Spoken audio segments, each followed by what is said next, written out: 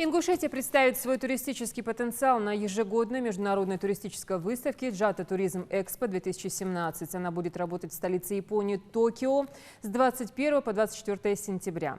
В прошлом году выставка заинтересовала представителей более 128 стран и регионов мира и привлекла почти 2000 экспонентов. Всего выставку посетило более 270 тысяч человек. На сегодняшний день Япония – страна с одним из наиболее активно развивающихся туристических рынков.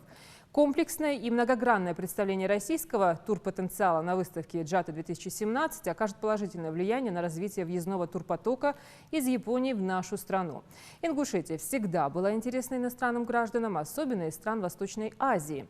В рамках презентации, помимо классических маршрутов, на выставке будут представлены новые туры, направления по республике, позволяющие познакомиться с культурой и историей нашего региона. Большой поток туристов заинтересовывается Ингушетией именно с Восточной Азии. Нужно также сказать, что туристический потенциал, он расширяется с каждым годом. То есть строится новая инфраструктура, облагораживаются туристические маршруты. Наши представители от Ингушетии, в частности Комитет по туризму, будет презентовать как помимо классических маршрутов, так и новые. Акцент будет делаться на гастрономический туризм и экологические маршруты.